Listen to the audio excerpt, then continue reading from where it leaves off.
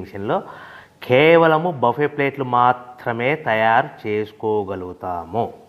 ఈ మిషన్లో కేవలం మందం లావు దొడ్డు ప్లేట్ మాత్రం బఫే ప్లేట్ తయారు చేసుకోగలుగుతాము.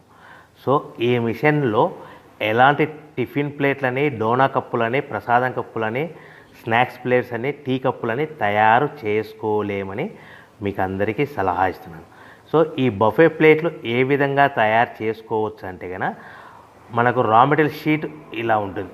ఈ షీట్ని డై మధ్యలో పెట్టి గేర్ వెనక్కి లాగితే కనుక 1, 2, 3 సెకండ్లు లాగిన తర్వాత అదే గేర్ను ముందుకు నెట్టడం వల్ల డై కిందికి వస్తుంది. ఈ విధంగా తయారైన ప్లేట్ చేసుకోవచ్చు. సో ఈ బఫే ప్లేట్లు మనం ఎన్ని తయారు చేసుకోవచ్చు అంటే కనుక నిమిషానికి 5 నుంచి 10 ప్లేట్లు తయారు చేసుకోవచ్చు. అది కూడా ఆపరేటింగ్ చేసే ఆపరేటర్ మీద ఆధారపడి ఉంటుంది.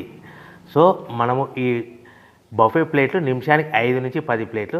మిషన్ కొన్న స్టార్టింగ్ కొత్తలో మనకి ఎలాంటి అనుభవం ఎక్స్పీరియన్స్ ఉన్నది కాబట్టి 5 నుంచి 10 ప్లేట్లు. అదేవిధంగా ఒక 1 మంత్ లోపల బాగా ఎక్స్పీరియన్స్ వస్తే 10 నుంచి 15 ప్లేట్లు, 10 నుంచి 15 ప్లేట్లు, 10 to 15 ప్లేట్స్ తయారు చేసుకోవచ్చు. సో మనకు ఈ మిషన్లో రౌండ్ బఫే ప్లేట్ తయారు చేసుకోవచ్చని మీకు అందరికీ సలహా ఇస్తున్నాను.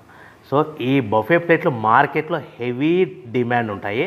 సో మనకు ఈ బఫే ప్లేట్లు ఈ విధంగా మనము నిమిషానికి ఆపరేటర్ మీద ఆధారపడి ఉంటుంది కాబట్టి నిమిషానికి 5 నుంచి 10 ప్లేట్లు పర్ డే 8 గంటల నుంచి 10 గంటలలో యావరేజ్గా 3000 నుంచి 5000 ప్లేట్లు తయారు చేసుకోవచ్చని మీకు అందరికీ సలహా ఇస్తున్నాను.